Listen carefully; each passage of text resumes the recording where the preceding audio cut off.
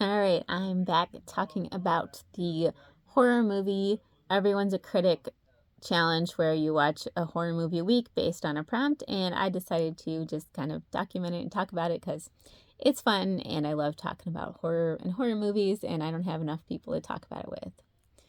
So, the prompt that I'm talking about right now, getting all caught up, was demonic possession. And there was a movie I'd never finished watching before. I think I'd started it like twice and just never finished watching it.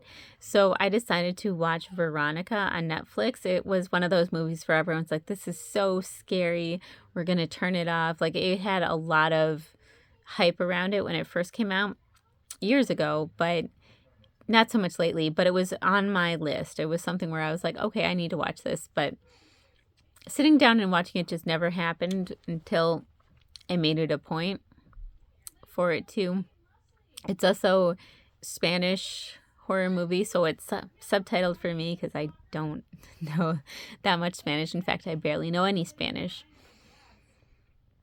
And it was really intense. The colors that they used were like halfway muted and halfway like stood out. I don't know. It had a weird colors and I liked it. It was just the lighting and the colors and whatever was shot differently than I'm used to. It definitely had that foreign film feel to it, but there was a lot of good elements to it, and it wasn't scary, but it did have some eerie creepiness to it. It had a little bit of lore. They didn't really explain like how all this demonic possession comes to be exactly, but they kind of went into some of the lore, which I did appreciate. I liked the way Veronica was caring for her siblings and how invested she was in them. That added a really good element and some character development for me that I did enjoy a lot. And I really loved the ending, which, spoilers, obviously, when in the end, Veronica realizes that she is the one who's doing all these things, like things weren't being done to her. She was the one doing it because she is, in fact, possessed, which she got possessed using a Ouija board. And it was, it was well done when they show the reveal when she realized it, and there was kind of flashbacks to the things that she had done.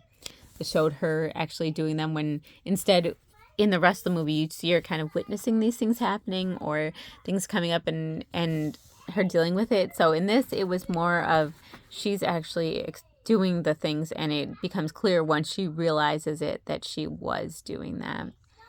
So it was creepy. It was interesting and it was well done. It wasn't terrifying. It wasn't something I would be scared to watch alone. It wasn't something I was like, I'm going to turn this off. But it had good atmosphere. It was atmospheric. It was a bit creepy. And so I definitely have appreciation for it. And sometimes it's fun to throw in some foreign films.